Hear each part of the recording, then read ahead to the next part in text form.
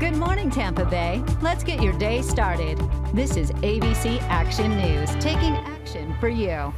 I'm Dee O'Reilly. Expect a mild afternoon across the Bay Area. Greg is going to have your full forecast coming up. But first of all, I want to get right to your ABC Action News headlines. A vandal who keeps dumping nails in the road in Riverview has struck again. We first told you about this back in December of 2018. A viewer sent us pictures showing nails that were dumped just last week near Hanaway Drive. Those nails, as you can imagine, are damaging tires and forcing neighbors to pay hundreds in repairs. If you know who's doing this, call the Hillsborough County Sheriff's Office. Firefighters are trying to figure out what started an overnight fire at a golf course in St. Leo. Deputies were searching for a suspect on an unrelated call when they spotted flames coming from the main building at the Abbey Golf Course. Crews did manage to contain the flames to the back of the building, but we're told that there's still extensive damage out there. Local school districts are trying to get students to understand how the 2020 census is going to impact them.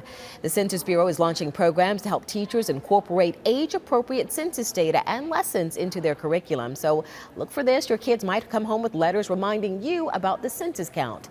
Everyone will get postcards in the mail about this in about a week. Children under the age of 5 were among the most undercounted population during the latest census. You know, if you have a kid in kindergarten right now and they don't get counted, they're going to be in high school in 10 years. So that is 10 years of like being on the bus and school supplies and other things that they will not possibly get funding for. Well, funding based on census data also supports programs like food and housing assistance and foster care. In Democracy 2020, former Vice President Joe Biden is now the clear-cut favorite to win the Democratic nomination for president. That's according to a new poll of Democratic voters. The CNN SRS poll found 52% of registered Democrats or Democratic-leaning independents want Biden to win the party's nomination. Just 36% want Bernie Sanders to win the nomination. The poll also found Biden's favorability rating is climbing while Sanders is falling. Meanwhile, Biden just picked up another big endorsement. Former presidential candidate Senator Cory Booker tweeted his support for Joe Biden to get the nomination. Some great news if you're a roller coaster enthusiast. Busch Gardens just posted a video online showing that crews finished putting together the track for the new ride Iron Gwazi. It's set to open this spring, and when it does, it'll take you on a 200-foot climb that's followed by a 91-degree drop. It will be North America's tallest hybrid coaster, the fastest and steepest hybrid coaster in the world.